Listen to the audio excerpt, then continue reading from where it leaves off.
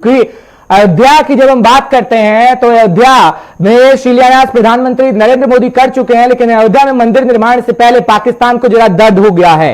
उसकी जानकारी हम आपको दे दें, क्योंकि भारत रामनगर बन गया है, पाकिस्तान की तरफ से कहा गया है, और भारत अब श्री राम का हिंदुत्व वाला देश है, यह भी पाकिस्तान की तरफ से बयान आया है। यानी अयोध्या में राम मंदिर निर्माण से पाकिस्तान को कहीं ना कहीं दर्द हो गया है, क्योंकि कश्मीर को लेकर तो घड़ियाली आंसू पाकिस्तान की तरफ से बहाए ही जा रहे हैं। लेकिन बड़ी जानकारी और बड़ी खबर हम आपको दे रहे हैं, क्योंकि अयोध्या में मंदिर निर्माण से पाकिस्तान को दर्द हो गया है, और कहीं ना कहीं पाकिस्तान का दर्द भी उभर कर सामने आया जब भारत के लिए उसने कहा कि भारत अब श्री राम का हिंदुत्व वाला देश बन चुका है। यह पाकिस्तान की तरफ से कहा गया कि अब भारत सिर्फ और सिर्फ श्री राम का हिंदुत्व वाला देश बन गया है। यह पाकिस्तान की तरफ से कहा गया है, यानी पाकिस्तान की तरफ से बयान आया है, क्योंकि अयोध्या में मंदिर निर्माण से पाकिस्तान को कहीं ना कहीं दर्द होने लगा है। क्योंकि प्रधानमंत्री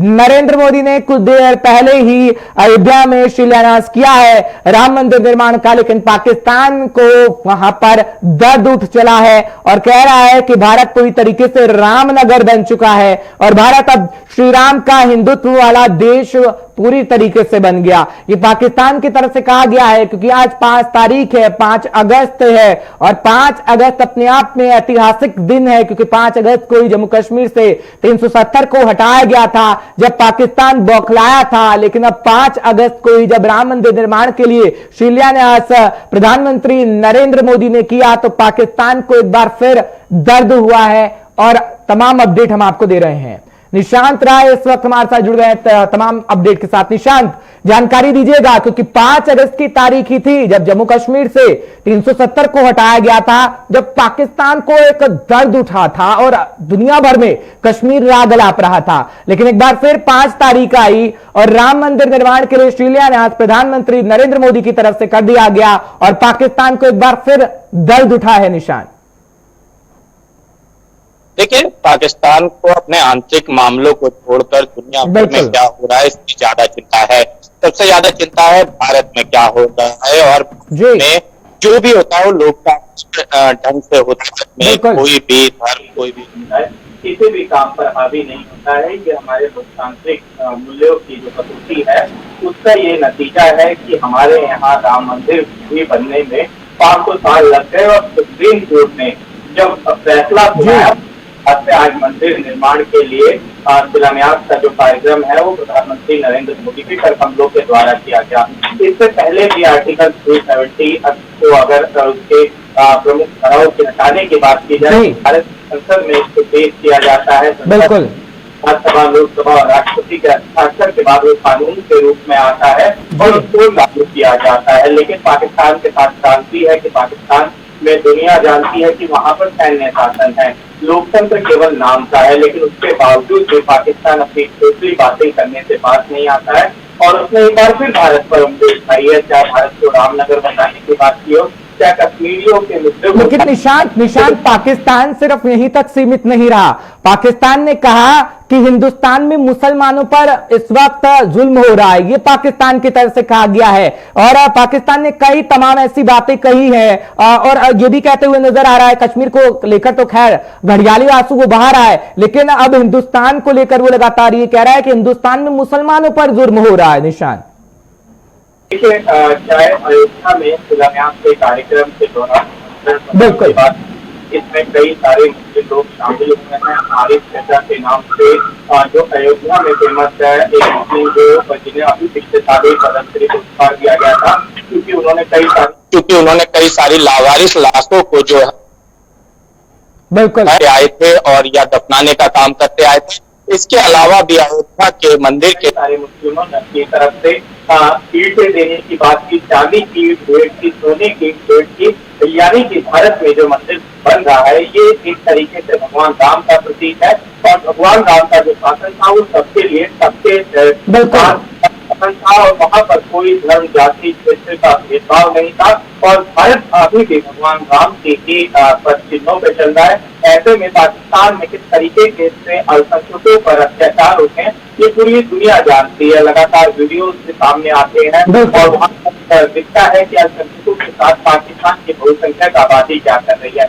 अगर पाकिस्तान अपने यहाँ ही अल्पसंख्यकों को सुरक्षित रख ले, उसके बाद अगर किसी देश में इस तरीके की बात करें तो समझ में आता है। लेकिन अभी तय है कि पाकिस्तान अपने यहाँ के हालातों को छोड़कर भारत पर ज्यादा ध्यान केंद्रित कर रहा है। बिल्कुल निशांत, क्योंकि अपने ही लोगों को कहीं ना कहीं वो खुश करने की कोशिश कर रहा है और उसने यहां तक कह दिया कि आने वाले 5 सालों में भारत के अंदर हम देखेंगे कि पूरी तरीके से हिंदुत्व होगा और भारत में हर एक व्यक्ति हिंदू होगा। ये पाकिस्तान की तरफ से कहा गया। निशांत, देखिए, सबसे बड़ी बात है कि हिंदुत्व का मतलब ही पाकिस्तान को समझ में नहीं आता था। बिल्कुल को निर्माया जो हिंदुत्व की परिभाषा है उसकी शुरुआत यहाँ से होती है कि सभी सुखी रहे, सभी का जीवन बेहतर ढंग से चल सके, वासुदेव कुटुंबकम की भावना लेकर चलते हैं। वहां पर हिंदुत्व केवल एक धर्म से नहीं है, हिंदुत्व एक संस्कृति है।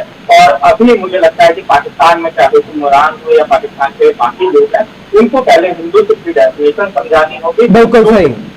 भारत जैसे लोकतांत्रिक देश में कोई भी एक धर्म दूसरे धर्म पर जबरन अपना धर्म छोड़ नहीं सकता है, और यही भारत की खूबसूरती है। हमारी पहचान गंगा जमुनी तहजीब से रही है, जिसको आने वाले समय में आजादी के बाद से अब तक हमने बहुत अच्छे से संजोए रखा और भविष्य में भी कुछ इसी तरीके से संजोए रखेंगे। तो पाकिस्तान जैसे देश को अपने गिरेबान में झांकना चाहिए।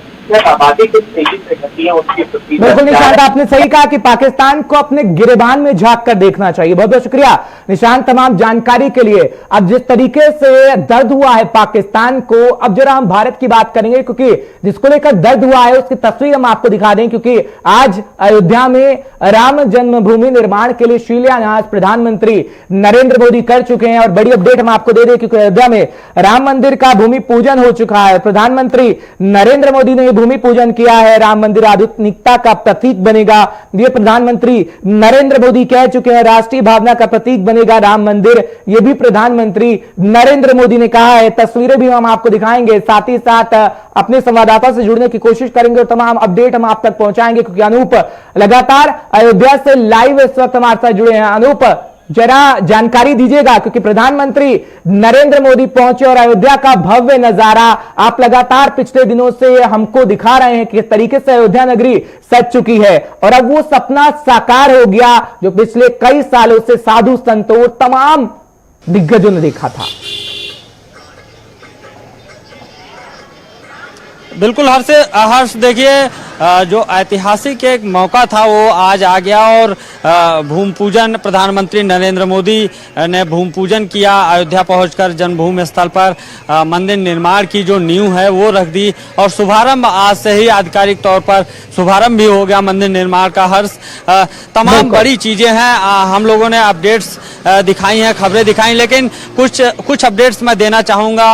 हर्ष, आज जब भूमि पूजन किया प्रधानमंत्री नरेंद्र मोदी ने, तो जो पहली ईंट उन्होंने रखी है नींव पूजन करते समय, उस ईंट को रखते समय जिस कन्नी का प्रयोग किया प्रधानमंत्री नरेंद्र मोदी ने, वो भी चांदी की बनी हुई कन्नी थी। और उसके साथ साथ भगवान रामलला को आज खास तौर पर उनके लिए विशेष कपड़े वस्त्र उनके तैयार किए गए थे।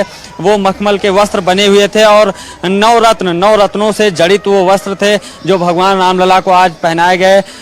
नरेंद्र मोदी प्रधानमंत्री जी ने उनकी पूजा की और नींव ईंट रखकर नींव का जो है शुभारंभ भी किया। और उसके बाद करीब 175 लोग देश भर से अलग अलग जगहों से, तमाम साधु महात्मा, तमाम ऐसे लोग जो मंदिर आंदोलन से जुड़े रहे, तमाम ऐसे अयोध्या के प्रमुख लोग जिनको बुलाया जाना वाकई जरूरी था, उन लोगों को करीब 175 लोगों को नींव रखने के बाद प्रधानमंत्री नरेंद्र मोदी ने संबोधित किया। मंच पर आज प्रमुख 5 लोगों को ही जगह दी गई थी, स्थान दिया गया था। हर 5 लोगों में खुद प्रधानमंत्री नरेंद्र मोदी और उनके साथ उत्तर प्रदेश के सीएम योगी आदित्यनाथ और उत्तर प्रदेश की गवर्नर आनंदीबेन पटेल थी। इसके साथ साथ श्री राम जन्मभूमि तीर्थ क्षेत्र ट्रस्ट जो है उसके अध्यक्ष महंत नृत्य गोपाल दास थे और जो खास तौर पर इनवाइट किए गए थे आरएसएस के प्रमुख मोहन भागवत साहब थे। कुल मिलाकर 5 लोगों को ही मंच पर जगह दी गई थी और पूजा में उनको बुलाया गया था। चूंकि कोरोना संक्रमण का मामला है इसलिए पूरी मर्यादा और पूरी जो गाइडलाइंस है सरकार की उनका पालन किया गया। संबोधन भी जब पूजन के बाद जब प्रधानमंत्री ने अपना संबोधन शुरू किया तब भी जो लोग वहां पर विशेष तौर पर आमंत्रित किए गए थे उनको भी अलग अलग थोड़ी दूरी पर बैठाया गया था वहां पर और उनको मास्क, सैनिटाइजर और सोशल डिस्टेंसिंग के साथ संबोधन दिया। और संबोधन में खास तौर पर अगर हम कुछ प्रमुख बातें देखते हैं प्रधानमंत्री के आज के संबोधन में अयोध्या में, तो उनमें सबसे प्रमुख बातें ये रही कि मंदिर निर्माण को उन्होंने सीधे तौर पर उत्तर प्रदेश ही नहीं बल्कि पूरे भारतवर्ष और पूरी दुनिया में जो तमाम भारतवंशी रहते हैं हर्ष उनके करोड़ों ऐसे लोगों के साथ जोड़ा है जो भगवान श्री राम में अपनी आस्था रखते हैं और वो चाहते थे कि अयोध्या में भव्य राम मंदिर का निर्माण हो। तमाम ऐसे लोगों को अपने भाषण में प्रधानमंत्री नरेंद्र मोदी ने उल्लेखित किया है। चाहे वो प्रधानमंत्री ने भाषण देते हुए साफ तौर पर कहा कि श्री राम जी ने अपने जीवन में सबरी को भी जगह दी, अपने जीवन में केवट को भी सम्मान दिया, अपने जीवन में एक गिलहरी को भी सम्मान दिया है। तो हमें हर किसी को सम्मान देना है, वो किसी भी वर्ग का हो, किसी भी क्षेत्र का हो। उन्होंने कश्मीर से लेकर कन्याकुमारी तक का उल्लेख किया, कश्मीर के क्षीर भवानी मंदिर का भी उल्लेख किया। तो सीधे तौर पर प्रधानमंत्री ने अयोध्या के श्री राम जन्मभूमि मंदिर से देश ही नहीं दुनिया के तमाम भारतीय लोगों को जोड़ने का प्रयास किया है। बातचीत कर रहे हैं अनूप, जब आप निकलते हैं सड़कों पर और लगातार जब लोगों से बातचीत करते हैं क्या लोगों की प्रतिक्रिया होती है? क्योंकि लोग चाहते हैं कि कम से कम समय में वो भव्य मंदिर बन जाए जिसका लोगों को इंतजार था। और रामलला की तस्वीर भी आज सामने आई, जब रामलला की तस्वीर ऐसे पहले कभी भी सामने नहीं आई क्योंकि सुप्रीम कोर्ट में मामला था और आज लोगों को दर्शन करने को मिले। कितना भव्य नजारा था जब आपने लोगों से बातचीत की अनूप?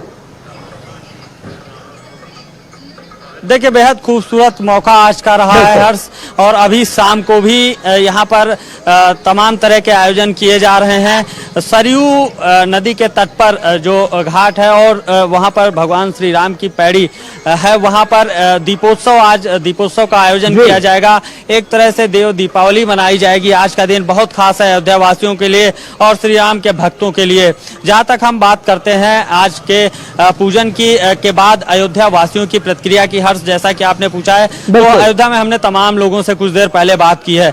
अब जब से कुछ समय से मंदिर को लेकर जो प्रयास सरकारी तौर पर शुरू किए गए हैं, श्री राम जन्मभूमि तीर्थ क्षेत्र ट्रस्ट जो बना है, ट्रस्ट ने जो तैयारियां की हैं और आज जब खुद प्रधानमंत्री नरेंद्र मोदी ने आकर भूमि पूजन किया है, तो अयोध्या के जो स्थानीय लोग हैं, जो यहाँ के मूल निवासी हैं, अब उनको वाकई तौर पर यकीन हो गया है कि अब अयोध्या बदलेगी और जो अयोध्या विकास की सालों से बात जो हो रही थी, तो अब वाकई अयोध्या का विकास होगा। और निश्चित तौर पर ये आज के प्रधानमंत्री के भाषण में भी सामने आया। खुद नरेंद्र मोदी ने कहा कि अब अयोध्या का अर्थतंत्र बदलेगा, अब अयोध्या हर क्षेत्र में बदली नजर आएगी। यानी कि जाहिर तौर पर आने वाले जो 2 से 3 साल का समय है हर्ष, वो बहुत खास होगा अयोध्या के लिए, अयोध्या की जनता के लिए, मंदिर के लिए और विकास के लिए। चूंकि अभी 3 साल का समय करीब करीब माना जा रहा है जब अयोध्या में भव्य राम मंदिर का निर्माण हो पाएगा। इतना ही समय करीब करीब हर्ष चाहिए अयोध्या के विकास के लिए।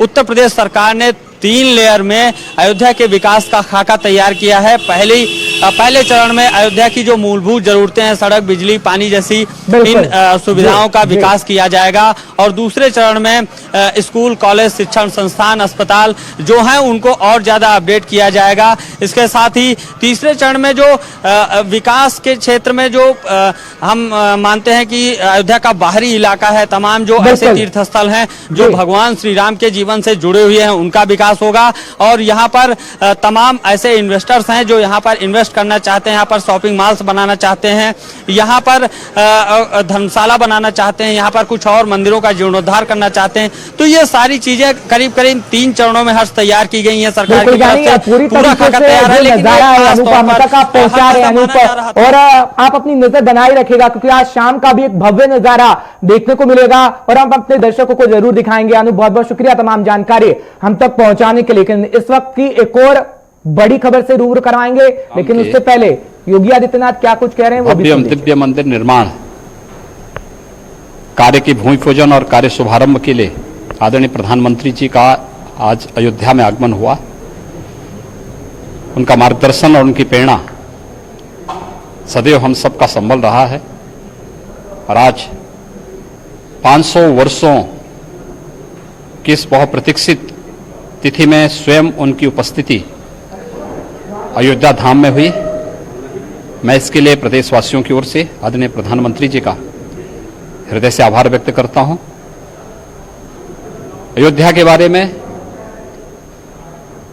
जो भी कार्य योजना आदरणीय प्रधानमंत्री जी ने तैयार की है उसे लागू करना और मर्यादा पुरुषोत्तम भगवान श्री राम के इस भव्य और दिव्य मंदिर के माध्यम से यह न केवल राम की यश और कीर्ति का प्रतीक बनेगा, अपितु यह मंदिर दुनिया में भारत की यश और कीर्ति का प्रतीक भी बनेगा। इस विश्वास के साथ मैं आदरणीय प्रधानमंत्री जी का एक बार फिर से हृदय से आभार व्यक्त करता हूं। सर, प्रधानमंत्री जी ने कहा कि ये राम मंदिर पूरी दुनिया को शांति और ताकत का एक मैसेज देगा। भारत का शांति, मैत्री और करुणा का संदेश भारत का रहा है और राम मंदिर उन सब की भावनाओं का प्रतिनिधित्व करेगा।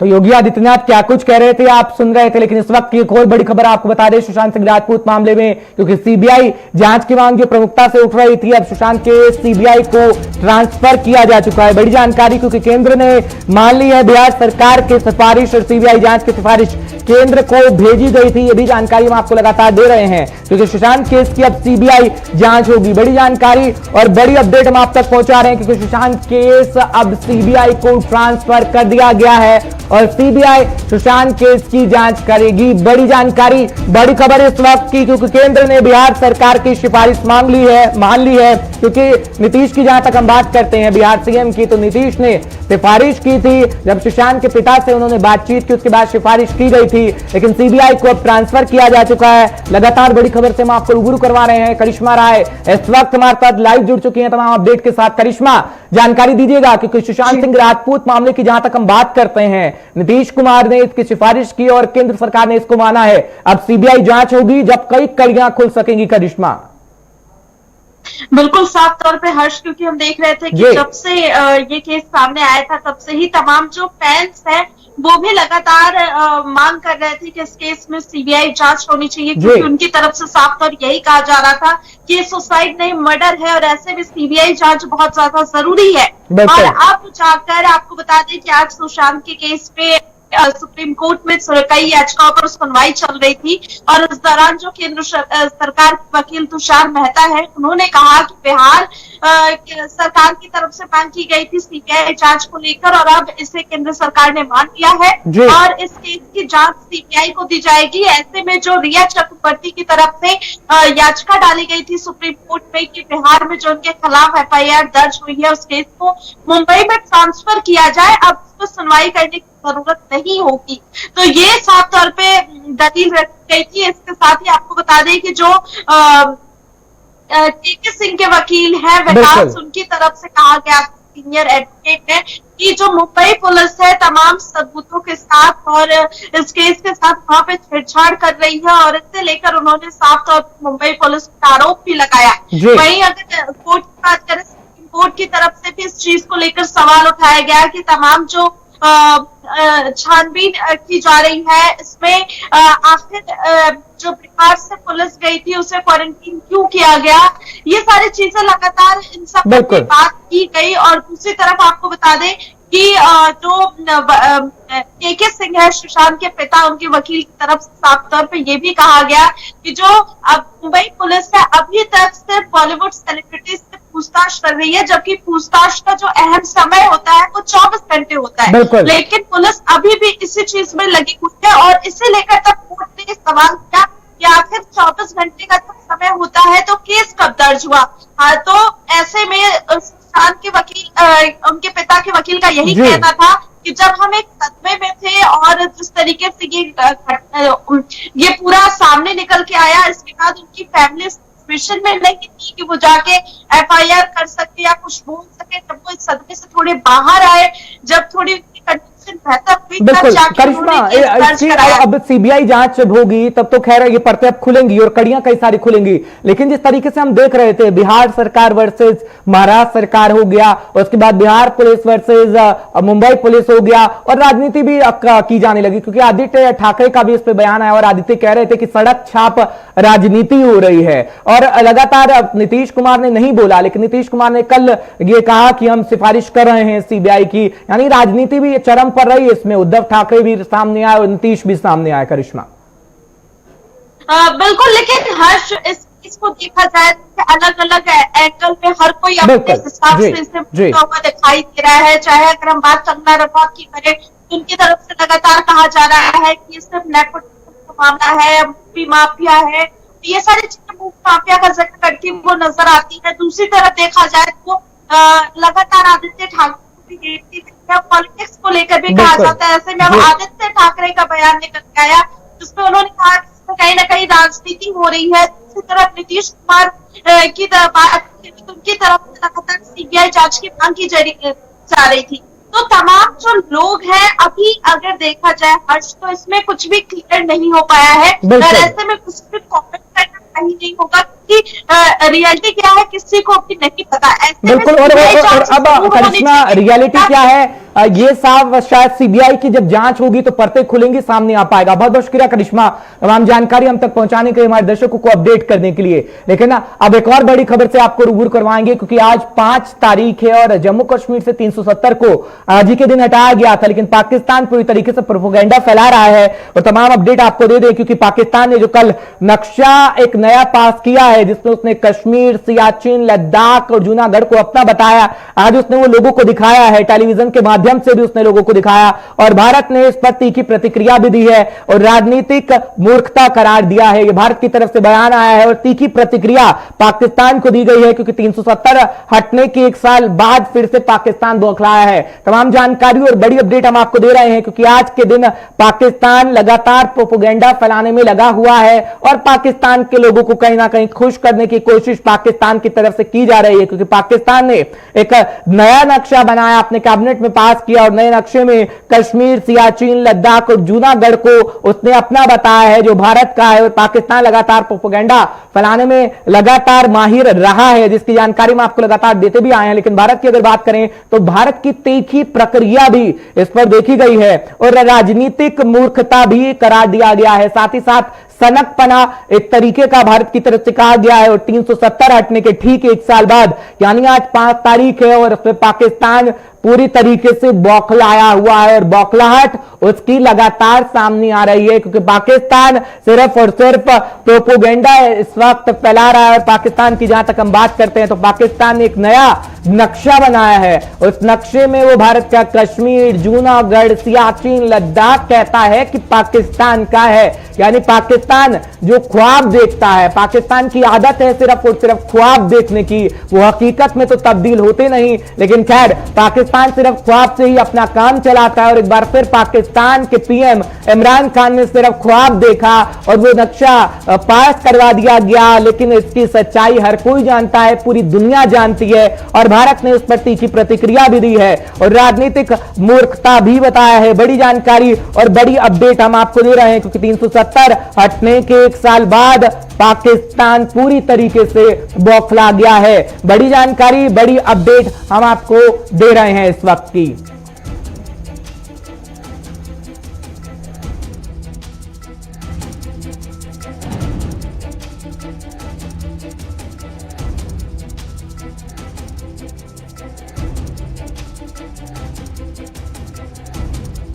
बात करें अगर पाकिस्तान की तो पाकिस्तान लगातार प्रोपेगेंडा फैला रहा है और तमाम अपडेट हम आपको दे रहे हैं, क्योंकि 5 तारीख आज है, जब 5 तारीख को जम्मू कश्मीर से 370 को हटाया गया था तो पाकिस्तान को दर्द हुआ था और पाकिस्तान कश्मीर राग पूरी दुनिया में अलाप रहा था। लेकिन आज ठीक 1 साल बाद पाकिस्तान लगातार प्रोपेगेंडा फैलाने की कोशिश कर रहा है और 5 अगस्त से ठीक एक दिन पहले यानी 4 अगस्त को एक नक्शा बनाया जाता है। उस नक्शे में कश्मीर को अपना बता दिया जाता है, लद्दाख को अपना बता दिया जाता है, यहां तक कि सियाचिन और जूनागढ़ को भी पाकिस्तान अपना बताता है। यानी ख्वाब पूरी तरीके से पाकिस्तान में देखे जा रहे हैं और ख्वाब लोगों को दिखा रहे हैं पाकिस्तान के पीएम। एक प्रोपेगेंडा फैलाकर सिर्फ और सिर्फ लोगों को ख्वाब दिखाने की कोशिश की जा रही है।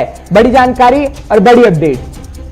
सनम इस वक्त हमारे सीनियर साथी और वरिष्ठ संवाददाता इस वक्त जुड़ चुके हैं, पूरी जानकारी इस पर रखते हैं। सनम, आज 5 तारीख है और 5 तारीख अपने आप में बेहद अहम रखती है क्योंकि जम्मू कश्मीर से 370 को हटाया गया था। लेकिन जब हम पाकिस्तान की बात करते हैं तो पाकिस्तान को दर्द उस वक्त भी हुआ था और 1 साल बाद भी दर्द हुआ है और एक नक्शा तैयार किया गया है। कल जो 4 अगस्त को नक्शा तैयार किया गया उसने कश्मीर, सियाचिन, लद्दाख, यहां तक कि जूनागढ़ को भी अपना बता दिया और आज 5 तारीख को तो प्रोपेगेंडा फैला रहा है पाकिस्तान, अपने लोगों को खुश कर रहा है। सनम, देखिए बिल्कुल हर्ष, पाकिस्तान के जो पीएम है वो PAK यानी पाक एडमिनिस्ट्रेट कश्मीर जिसे हम कहते हैं मकबूजा कश्मीर, वहां पे भी आज आए हुए हैं और आज वहां पे भी वो गैदरिंग से साफ जाहिर है 4 अगस्त के बाद ये 5 अगस्त का दिन और ये बहुत ही इंपॉर्टेंट अब बनता जा रहा है जम्मू कश्मीर के विजाविज। और इस मौके पर कोई न किसी को अपनी अपनी सियासत जरूर चमकानी और पाकिस्तान के हवाले से है कि पाकिस्तान की पॉलिटिक्स जो है वो कश्मीर ओरिएंटेड है। कश्मीर को पाकिस्तान शहरक कहता रहा है और साफ जाहिर है जिसको वो शहरक बताए तो उस हवाले से बात ना करे, उस हवाले से मुद्दा ना करे, ये हो नहीं सकता है। और जो कल पाकिस्तान के इमरान खान ने जो नया नक्शा भी दिया है जिसमें जूनागढ़ से लेकर बाकी उसकी कोशिश की है इस हवाले से इंटरनेशनल लेवल पे कश्मीर का जो इंडिया पाकिस्तान डिवीजन हुआ था वो उस चीज को लेके अब दोबारा जो है हिस्ट्री के अवराम जो है उसने वापस मोड़ने की कोशिश की है और उसने वो दिखाने की कोशिश है कि जो अनफिनिश्ड जो एजेंडा जो 1947 का इंडिया पाकिस्तान का जो डिवीजन था वो अनफिनिश्ड है अभी तक और शायद उससे वो ये मामला जो है इंटरनेशनल लेवल तक लेने की कोशिश कर रहा था। लेकिन ये हम कह सकते हैं कि ये नेपाल की राह पर पाकिस्तान चल रहा है, चीन की भाषा बोल रहा है या फिर कश्मीर के लोगों को खुश करने की अपने यहाँ वो कोशिश कर रहा है POK के लोगों, क्योंकि POK में तो हम प्रदर्शन पाकिस्तान के खिलाफ लगातार देखते हैं। सनम, देखिए बिल्कुल सारे की जो फसाद की जड़ है वो चीन है क्योंकि सारी गेम जो है वो चीन खेल रहा है और जिस तरह चीन इस वक्त हिंदुस्तान को घेरने की कोशिश कर रहा है और उसमें हमारी जो फॉरेन पॉलिसी है उसमें कहीं न कहीं हम उसको दोषी ठहरा भी सकते हैं। चीन हमारे यहाँ हमारे पांव तले पहुंच चुका है, हमारे तो हम तमाशा देखते रहे। इस वक्त चीन ने हमें जो है पाकिस्तान को भी यूज किया और उसके साथ साथ जो भूटान है, नेपाल है, इस तरह की कंट्रीज को भी यूज करके हमारे आसपास यानी पड़ोसी की तरफ से उसने घेराव डालने की कोशिश की है। और इस वक्त हमें जो है बहुत ही सोच समझ के हमारे देश की जो राजनीति बना जो हमारे जो देश के जो स्टेट के लोग हैं उन्हें इस वक्त बहुत ही होश से काम लेना पड़ेगा क्योंकि ये सारी चालबाजी जो है ये चीन की है क्योंकि पाकिस्तान एक छोटा सा देश है और पाकिस्तान और हिंदुस्तान की तुलना में पाकिस्तान एग्जिस्टिंग ही नहीं है। लेकिन कहीं न कहीं पीछे जो है वो चाइना है और चीन की ये सारी चालबाजी है और इस चालबाजी में हमें बड़े संभल के इस वक्त सभी हालात को देखना पड़ेगा। बिल्कुल, बहुत बहुत शुक्रिया सनम, तमाम जानकारी हम तक पहुंचाने के लिए, हमारे दर्शकों को अपडेट करने के लिए। सिर्फ पाकिस्तान इस वक्त प्रोपेगेंडा फैला रहा है और 5 अगस्त के दिन सिर्फ वो अपना मन मसोच के बैठा हुआ है कि क्या वो करे, लेकिन पाकिस्तान कुछ कर नहीं सकता, सिर्फ अपने ख्याली पुलाव बना रहा है और ख्वाब दिखा रहा है लोगों को, अपने ही लोगों को झूठे ख्वाब दिखा रहा है। बहुत बहुत शुक्रिया हमारे साथ जुड़ने के लिए सनम, लेकिन ब्रेक लिए रुकते हैं और गुलिस्तान न्यूज पर खबरों का सिलसिला लगातार जारी है।